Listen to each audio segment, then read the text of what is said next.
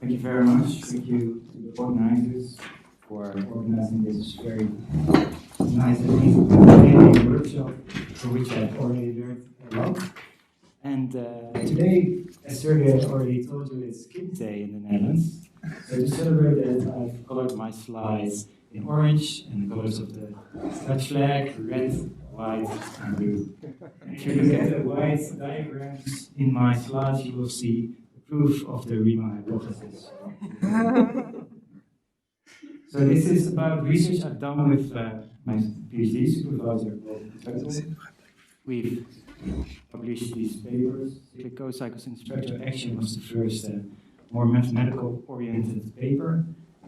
And then we did a physics paper with the one-loop corrections. And to make this physics paper a bit more precise, and also to incorporate the useful theory here and explain a bit the relation, we published this paper in the proceedings. So part one is talking about more mathematical background. It's about a cyclic expansion of the spectral action. So I will first explain what is the spectral action, and to explain that I will need to explain what is non-commutative geometry, what are spectral triples. So a spectral triple has already been mentioned by two speakers, so I just want to highlight a specific example of a spectral triple, which is just on the circle. So for those who don't work with spectral triples on a daily basis, it might be useful to keep this very simple example in mind. So we always have an algebra, a Hilbert space, and what I call a Dirac operator. And the algebra you need to think of as smooth functions on some manifold. So in this case, it's smooth functions on the circle. This forms an algebra with pointwise operations. And it acts also on this Hilbert space, which is the L2 functions on the circle, which of course is this Fourier basis. And how does it act on the Hilbert space? Well, just by multiplication operators, pointwise multiplication. Okay, the Dirac operator here is just differentiation. And it turns out, especially if you have this minus I here, that the eigenvalues of D are integers, right? And moreover, if you take a commutator between D and A, so D and A both act on this Hilbert space. That's why this structure is also included in the spectral triple. So you can take the commutator just by saying, okay, take dA psi minus AD psi, and A acts on psi just by multiplication, and D acts by differentiation. So if you work out this commutator using the Leibniz rule, you get out a multiplication operator multiplying by the differential of A, the derivative of A. And more generally, you want to think of this commutator D and A as some sort of differential of the element A of your algebra. So this is also for more general commutative spectral triples. But the nice thing about spectral triples is that you don't have to assume that they are commutative. And then you kind of lose this connection with an actual underlying space, but you say that this space, you kind of think of an underlying space which is non-commutative. So other examples are like Riemannian spin manifolds as commutative spectral triples. There are also very interesting examples of non-commutative spectral triples. For instance, you can think of the Moyal plane as being a non-commutative space. And this is also very important for instance, the Concevic model or the quartic Concevic model, which people outside of this room like to call the Grosse-Wulkenhaar model.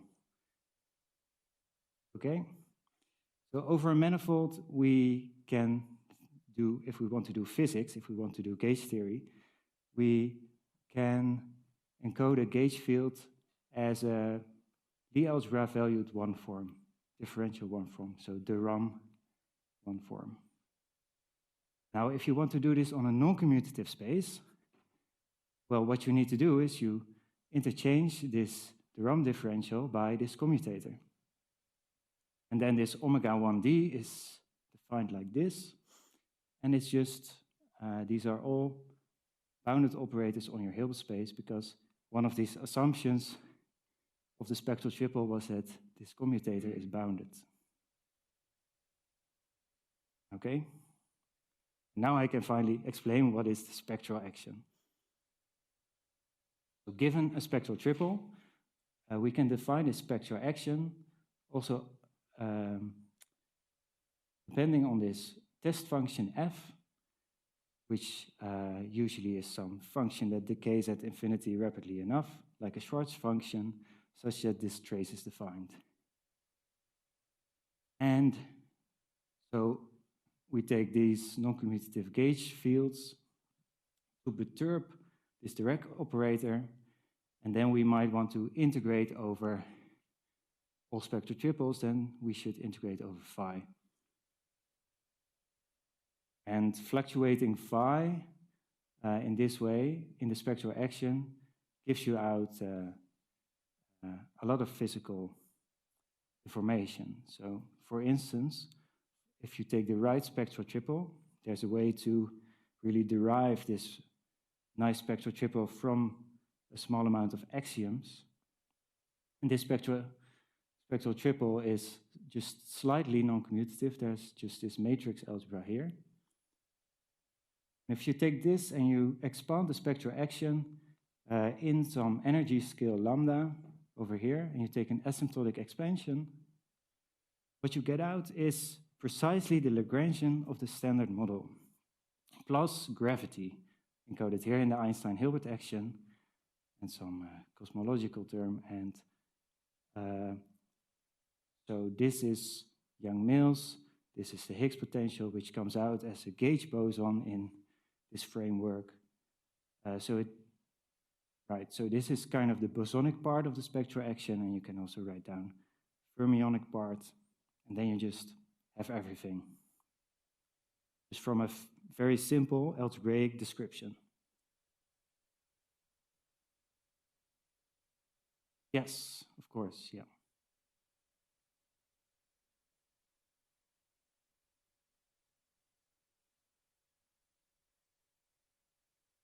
That's in this capital F. Yeah, exactly, yeah. I mean, yeah. So this is for the standard model, and you can also go beyond the standard model, have different Fs. And then there's some nice recent work that shows you that this is exactly, this is Chamseddine mostly, and in Chamseddine and Connes, which says you can go beyond the standard model just from one simple algebraic relation. And it already does. So you don't have to put in the UN, SU2, SU3. Exactly. That way it's even nicer than in normal Q of T, where you start from this action. You kind of put in these terms by hand. Right, if we now want to do experiments, if we really want to say, okay, this model of our universe is true or not, then we need to go to particle accelerators. And then we need to check whether the constants that roll out, or the parameters, are actually also coinciding with what we see in experiments, like the masses and all the interaction parameters. And to get these, you need to kind of go away from non-commutative geometry. You need to use normal Q of T techniques, which are, from a mathematical point of view, not so rigorous. But you can do it, and you can just follow the normal procedure, and you obtain the right values. And this can actually be confirmed by everything we know right now about the standard model. Exactly, yeah. This flow, renormalization group flow, is perturbative. And thank you for that question. So we kind of want to do this in a spectral way. but still in a perturbative way. So what we want to do is, that's the topic of this, talk today, is can we do this renormalization, perturbative renormalization, in the language of spectral triples? So can we really stay on the non-commutative space? Okay, how to do this? First, let's not take a formal expansion, but a really nice expansion, really a convergent expansion, which is the Taylor expansion. And this was a part of my PhD thesis to actually prove under certain conditions that this converges, and it converges absolutely in norm, operator norm, if F is nice enough. But I will spare you the functional analytic details today. So there's a lot of interesting stuff going on here, and I will just throw it out the window for you, and we will look at the more combinatorial information and more algebraic information that is encoded in here, and it's already very interesting, because, so let's just assume that D and phi are matrices right now, so F can be pretty much anything. Then what is this derivative of the spectral action? How can you calculate it? If these are just matrices. So D and phi might not commute.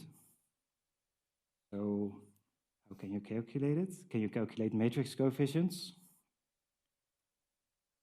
So for instance, if these are matrices, then we can take fx be x to the fourth, and then we can derive this first order differential.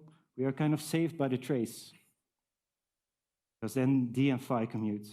So what we can see here is 4d to the third, which is just the derivative of d to the fourth.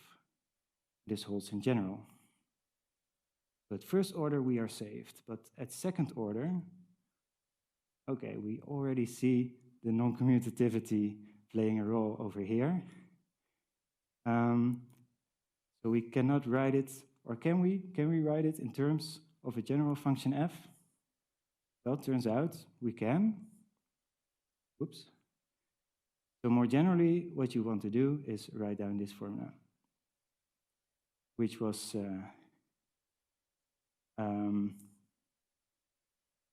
so proven in the 60s already for matrices, and then extended by Walter later on in the 2000s, and later on Walter and I also extended it to a very general setting. But okay, I said that the functional analysis is out the window, so I must stick to that. We'll just see what are the matrix coefficients here, if these are just matrices. And what we've done here is we've diagonalized our matrix D. Lambda I1 up to lambda IN are the eigenvalues of this matrix.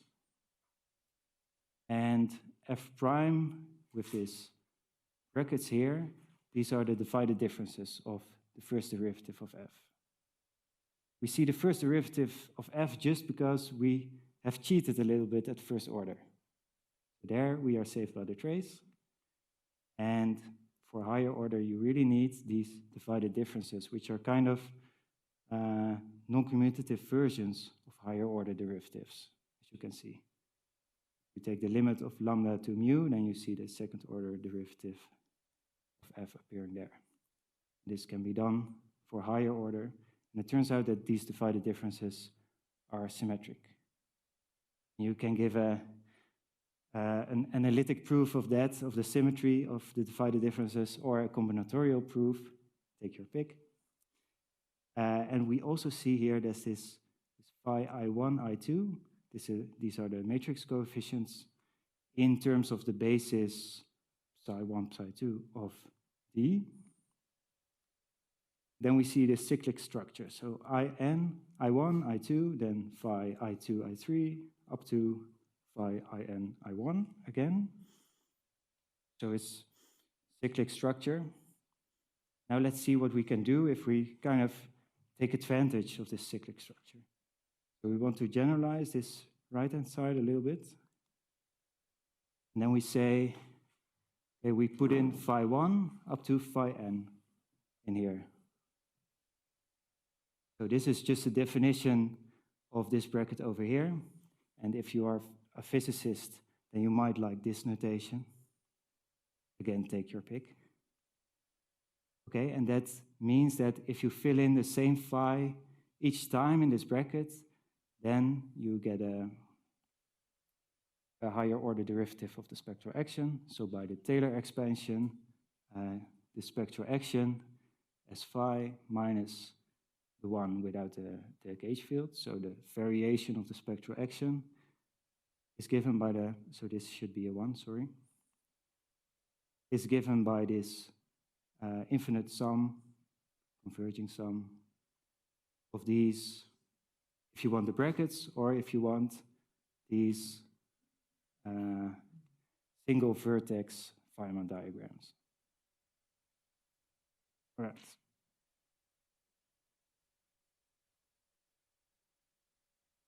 Sorry? You could see them as such.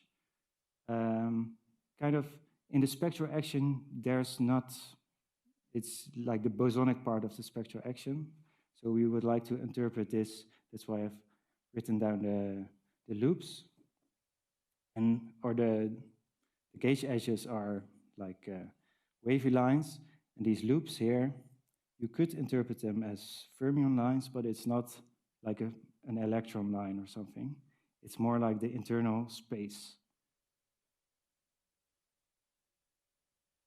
Yes, yeah, exactly. So yes, the propagator is in here, yeah. Any other questions? Yeah, yeah, you could see this as a source term. If you want to do a matrix series, so I've written that on the board. And that's eventually the goal for today. To look at this thing over here. So really do a matrix theory. And, right. So phi is the fluctuation of the Dirac operator. So it's a gauge field. Yeah. So it's like A commutator D with B.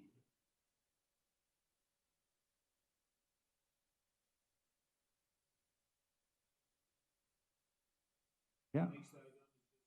5 legs, yeah. So this is the classical action right now. Yeah. So that's why I want to say like these are vertices in a way. In that sense, it's just like classical action, yeah. Yes.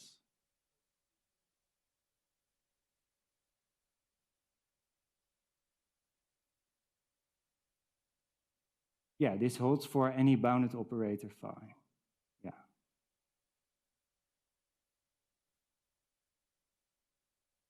Right? Great. So from this definition already, I've said that we want to take advantage of this cyclic structure, and we have. So from this definition, it immediately follows that this bracket here is cyclic, which I mean, right, this thing.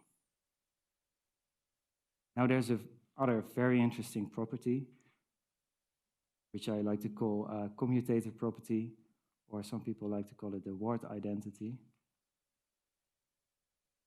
And so in NS2, it looks like this. Again, this is just one vertex diagrams with 0 loops. Okay? So you can take this A, if it's multiplied to the left by this phi 2, you can take it to the right of phi 1, up to this correction term with the commutator, which is kind of like a differential of A. Okay, how can we prove this? This is the only real proof that I will give you, but it's so nice because you can do it completely with these matrices and with these I think it's very insightful. So you just take the definition on the left of this bracket, and then you say, okay, this matrix product, so A is just a matrix here, phi prime is a matrix, so you take this matrix product here with the K, and the same goes over here, because it's phi A over there. All right? So can we reorder this and rename this K and J? Then we get this thing. So we've swapped K and J here for the second term. So we obtain this thing. Now what we see here is exactly the definition of the divided difference in the next order. So this is precisely, by definition of the divided difference, lambda I, lambda j, lambda k, times lambda j minus lambda k. So that's just the definition of this thing. Or better to say, it's the definition of this thing. Okay, but now we have this lambda j minus lambda k here, and we also have this ajk here. What a coincidence, that turns out to be exactly the matrix coefficients of commutator between D and A. So what we've arrived at here is exactly the definition of this thing. And of course, this argument is precisely the same for higher orders. So I've now given you the proof of both of these identities, and I now tell you I've given you everything. So what can we do with these two identities?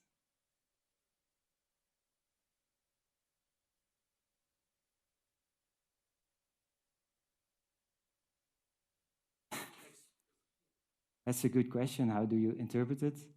I don't know. It's a one form in a sense, but it's more like a trivial, like yeah.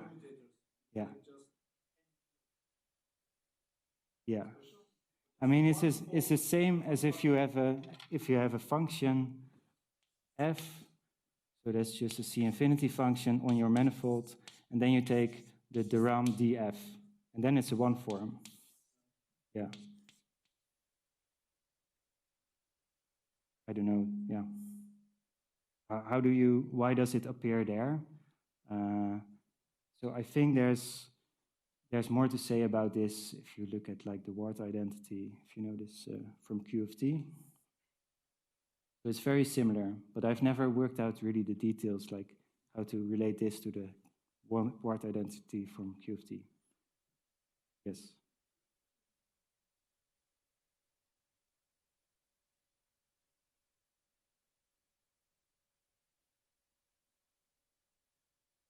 So what is your statement? That it's trivial? Okay, that's good. That's fantastic. I mean, I've given you a proof, and it's pretty short, just 5 steps.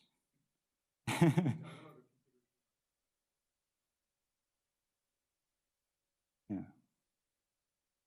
So that's in the commutative case, right? Yeah. Yeah. Yeah, so you see the same thing over there. Yeah.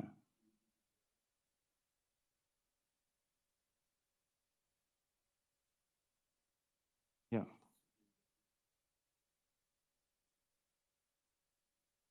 Yeah, so if you can kind of formulate those things that you're doing in this language, should not be too hard, then you can also get like the results I will show you on the next slides.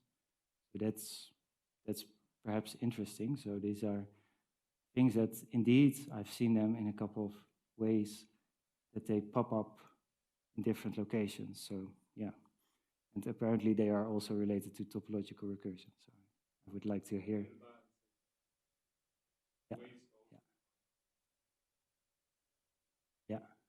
Yeah, I wanted to get to that as well. Yeah, there's this paper by these 4 people, Séverin, Alban, these other 2. So yeah. So what I want to talk to you about right now is what are the consequences of these 2. It turns out that from these 2 relations we can we can derive a very beautiful relation with cocyclic cohomology. So, to do that, we define the universal differential n-forms, which is the standard definition. So this delta is the universal differential. So what it does is not much more than just going to a higher order tensor. So it's kind of just a tensor product. And the zero order, so the zero forms are just A, and then you define the one forms just as these things, where delta is just like an abstract function that only satisfies d squared equals 0 and this Leibniz rule. So it's no longer something you define, it's no longer something you derive, it's something you define. Okay, and then we have a representation of this very concrete thing. And we know that commutator with D also satisfies the Leibniz rule. That is something you derive. And so this is a nice representation. You can do this also for higher order, but let's not do that right now. Kind of nasty. So cyclic cohomology, I will not define it completely, but it's a way to extend Hochschild cohomology, which uses a bicomplex. And here, like these diagonal lines, consist of linear maps from universal n-forms to C, and then for each order n, and like this diagonal line, this only has put them together, all the even orders, so the even n. So you have an infinite amount of linear maps with increasing mapping on increasing orders of universal forms. And you say that it's a cyclic cocycle when it's closed under the combination of these two boundary maps. Right, so now in words I actually did define it. So we will define a very specific cyclic cocycle using this linear map. So we just use the brackets and we put in A0 commutator with D and A1, commutator D A2. And it kind of looks like this A0, DA1 up to DAN, kind of looks like it. So it's quite natural. Next step, we also define a psi for all. So this works for all n. In particular, it works for even n. Now this map works for odd n. So it acts on an odd universal 1 form, universal 2k minus 1 form. And it's defined using this other linear maps. And then my theorem is we only need these two essential properties, which also hold in Gaetan's case and other cases. And from that, it follows that these things form cyclic cocycles. Okay, but this talk was about the spectral action, right? So what can we say about the spectral action? It turns out that you can completely write the spectral action as a converging expansion in terms of these cyclic cocycles acting on certain nice universal forms.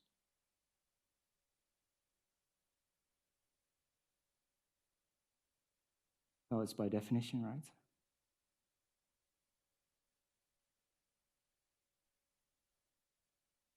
Yeah, so one thing that I can write down is d of phi n equals 0.42. Okay. So it's a Hochschild.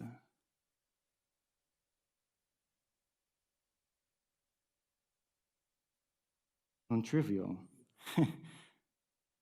I don't know. I think they I think they should be. I mean, otherwise the spectral action will. Yeah. No. Okay. Yeah.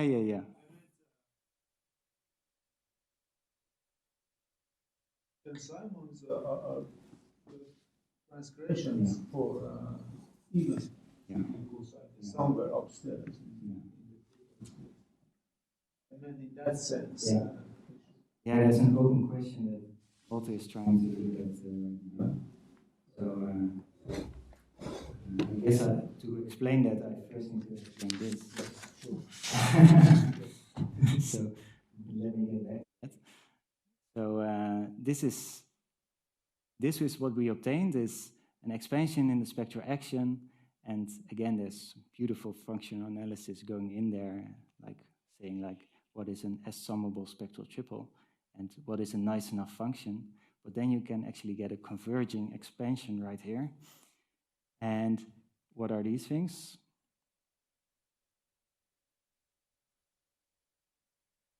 So small f can be a nice enough function. So for instance, right, so it's hidden in these cyclic cocycles, yeah, because it was hidden in the brackets and okay, yeah. It's all divided differences going in there. If you write it out, it's all divided differences, yeah. Okay, so let me explain what is this Chern-Simons form and what is this curvature form. So the curvature form is defined just by pretending that like this A is just a one form on a commutative manifold. So in this case, it's the curvature of a universal one form, and it's given just what you would expect. This delta, this gives you, for instance, if A is A delta B, then this gives you delta AB, and then this A squared is just this thing. And if you want to write it down in the canonical form, which I gave you earlier, no, it's over. Not that far back. Here, if you want to write it down in this canonical form, then you would have to use the Leibniz rule for that. It becomes A delta BA delta B minus AB delta A delta B. Okay. You can write it out. Another important universal form is the Chern-Simons form, and it's kind of like the most famous odd order universal form. I think it was introduced by Quillen.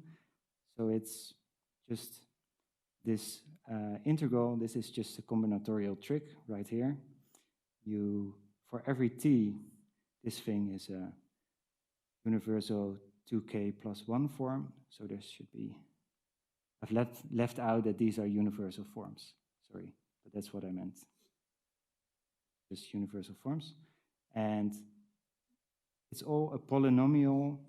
This thing in the integrand is a polynomial in t with values in this thing. So if you integrate it, it just tells you something about the coefficients. So for instance, if you take k is 0, then you get the first Chern-Simons form. So then this just drops out. Integral 0 to 1 of a dt is just a. And if k equals 1, then you just work out this integral of t that gives you a half.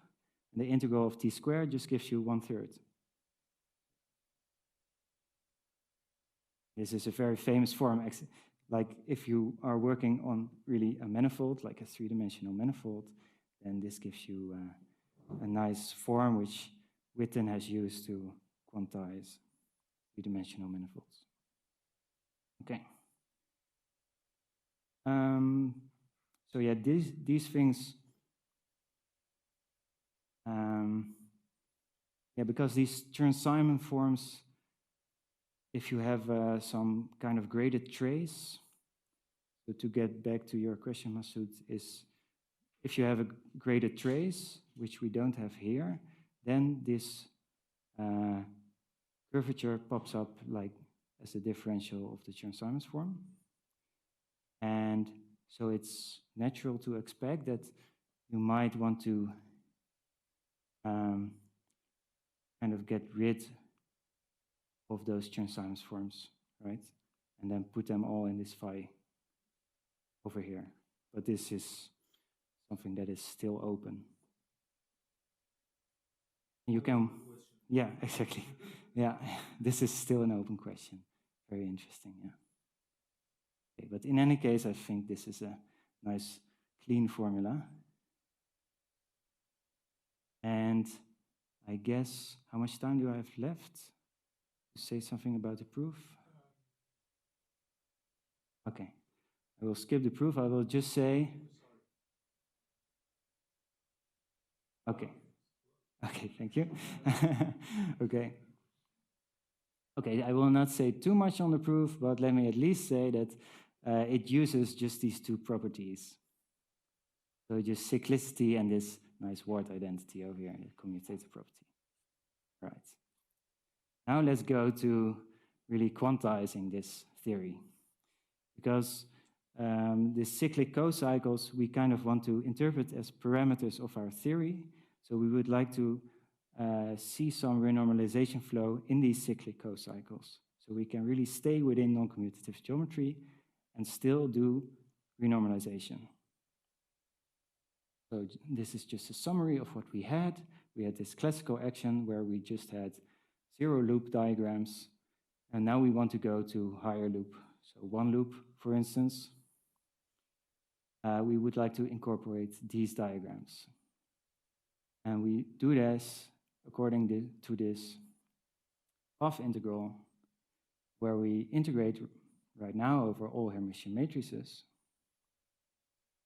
And so by employing some standard random matrix theory, we obtain, for instance, that this propagator can be calculated with this Gaussian integral, so where this thing is, again, the second derivative of the spectral action, so you get these divided differences appearing here. So this is to write it down.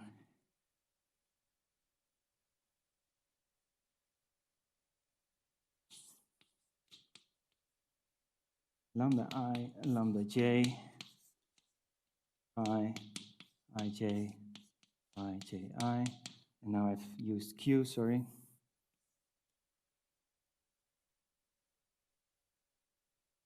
Ij, ji. So what you get is every time you insert a propagator into your diagram, you add this factor. So you divide by this divided difference. And indeed, as I said, it's the same as these 4 people, of which 2 people are present, right? This conference. And yeah, I've noticed this paper only recently. So yeah, Séverin told me about it. And it's like really a complementary view of what we do. So it's just perfect. And so yeah, these things that I wrote down right here are the same in their approach.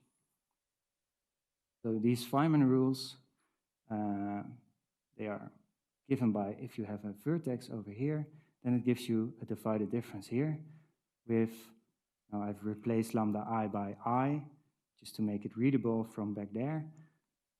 And if you have this propagator over here, this edge between j and k, then you divide by the divided difference. Right, and then you see, okay, if there's an edge here, an external edge here, and an external edge there, so every face of this diagram is broken, then we don't have any sum anymore. So if we want to take the limit of capital N going to infinity, these things will not be relevant. These things in general will blow up.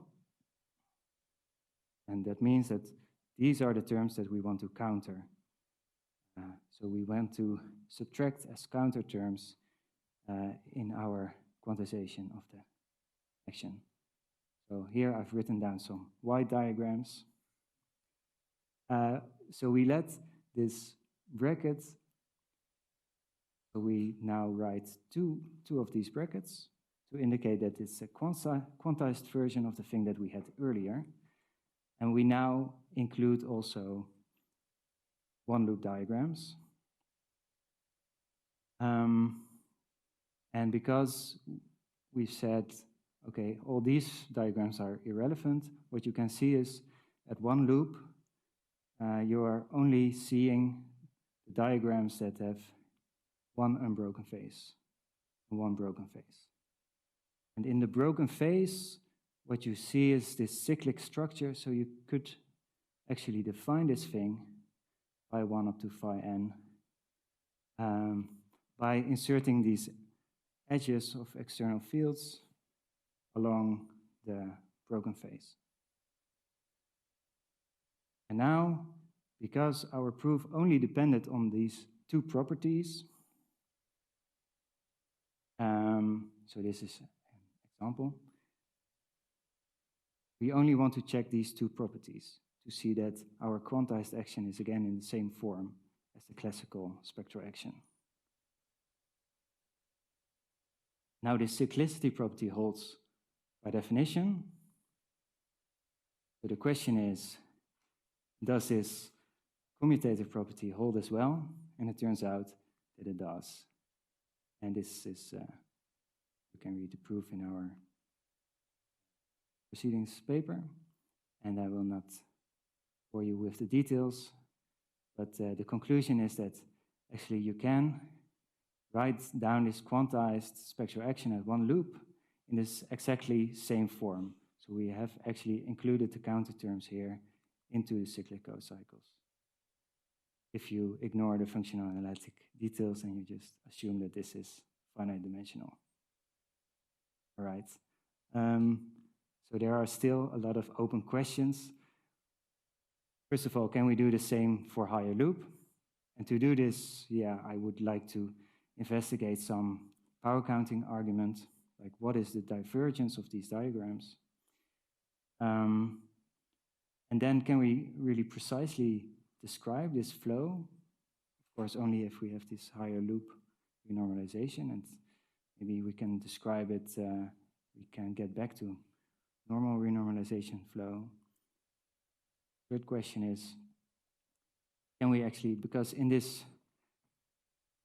path integral we've used Hermitian matrices, but I've also said that phi should be of a specific form, of A dB. So that's another question. Can we do this? And then can we walk through the same steps in our proof? Other question is, this I think is more something for the analysts to do using multiple operator integration theory, which is like this analytical theory. Maybe we can do it also for non-compact manifolds or non-compact, non-commutative manifolds. And also, can we understand like the difference between f Schwarz and f polynomial, like fx is x to the fourth. And so I've been told by Séverin that actually these Feynman rules that I've written down actually have a relation to topological recursion. So, okay, I did say something about topological recursion. Okay. And any help with these 5 problems is, of course, welcome. That's it. Thanks for your attention.